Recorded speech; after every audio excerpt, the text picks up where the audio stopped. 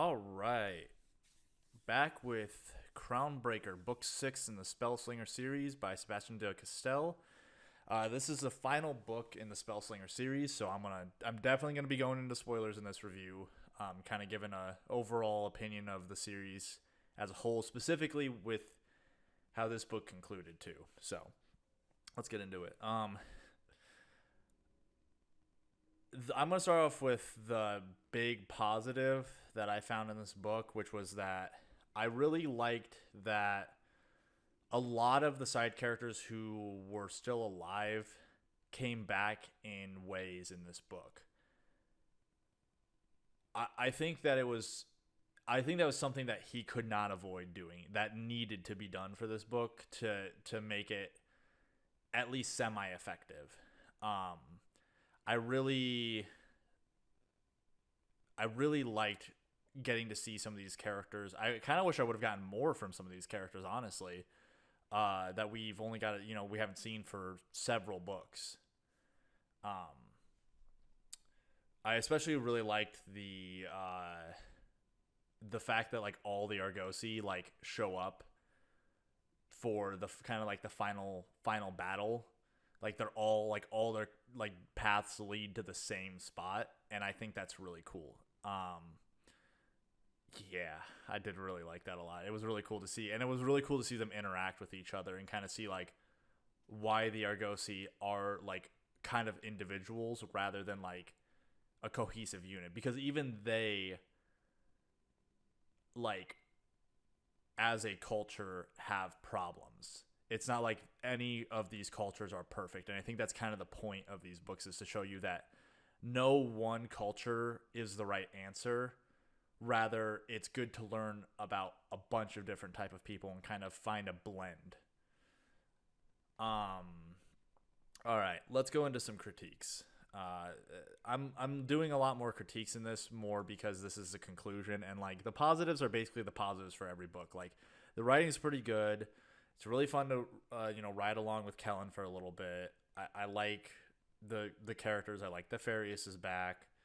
Um, but they're basically the same that I've said in a lot of the other reviews. They kind of all lead to the same, like the same type of review, like positive qualities of the book. So if you like the other books, you'll probably like this book for the same reasons.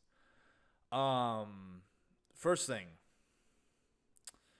So this is kind of dropped at the end, and I think this feels more like a plot move rather than like a I want Kellen's character to be at this point, which is alone and a wanderer, rather than allowing him to feel like he belongs somewhere, which is so apparently the queen doesn't have Shadow Black, so that she used it to trick Kellen into staying with her. I don't get that choice other than what I basically said. It's basically to keep Kellen on his own. And like he's the eternal wanderer. He constantly is going from place to place, never really fitting in. And it's like, but that's never been what he wanted. He always wanted a place to fit in. If he had wanted to be on his own and alone, but felt like he couldn't, that would make more sense. But he's always sought a place to belong, and it felt like that place was with the Darman Empire court. But surprisingly, it's definitely not that spot now. Um, to me, it's kind of like it doesn't allow Kellen to change and grow. It really blocks his character development, and I think it would have been a more satisfying ending to me, at least, and what I've seen in just like general writing and for fantasy and stuff like that, if Kellen would have found his place there. But in turn, like it's not like it's a bittersweet a little bit, because his story definitely cannot end with like a super happy ending. It has to end with some kind of bittersweet.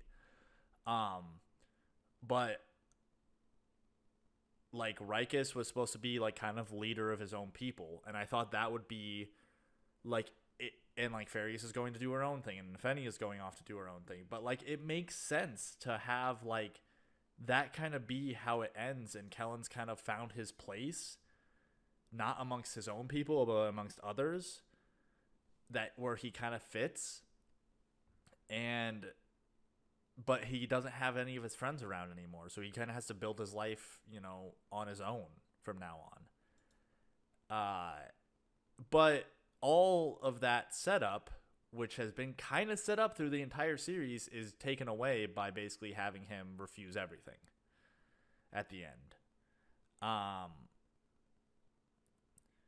feel like the whole Barabesque situation was kind of a waste of time. Like,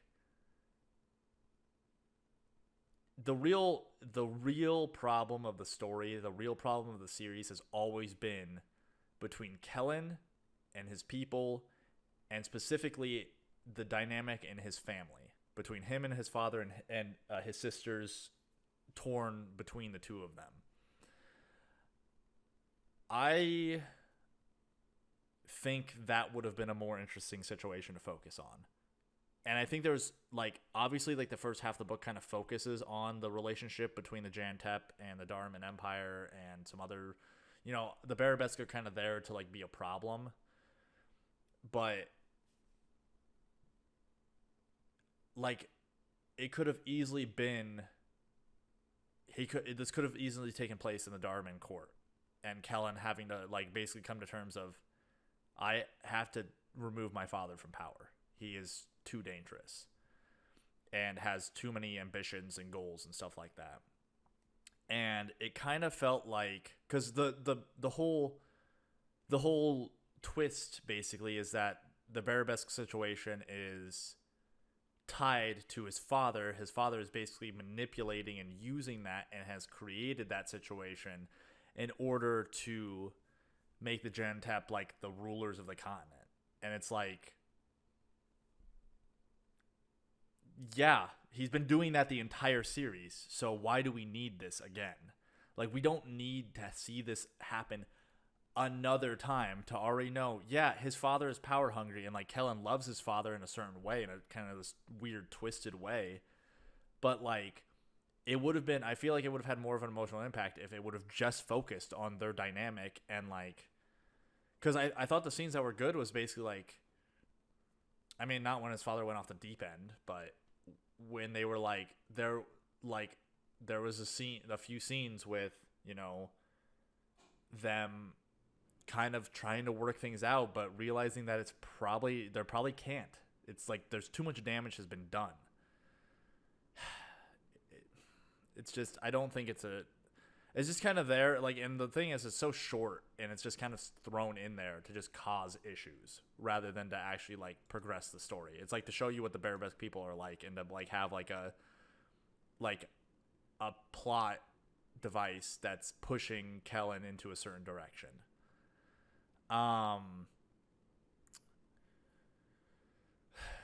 I really had a lot of hope for this series after the first book. I kind of compared it to Cradle a little bit. Cradle is, I'm sorry, but far superior to the series. This series, the first book is, I would say, the only one that's different.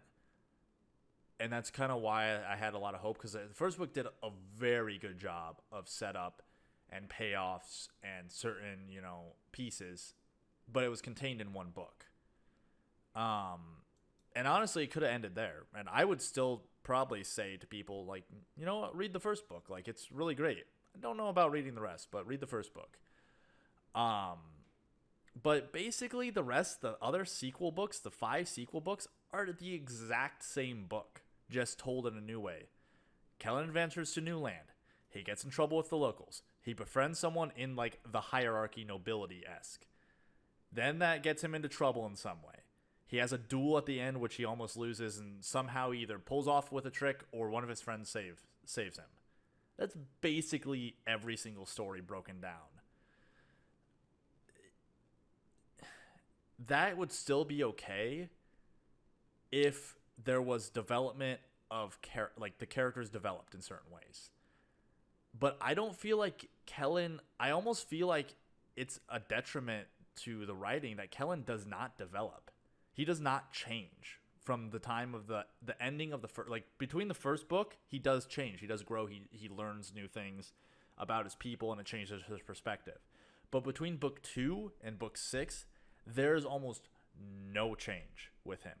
And I thought at the end of 5, that was kind of when he stayed. That was the first time something different happened, and I found it super interesting because it was a new direction he was taking. And that's different and new and worth exploring.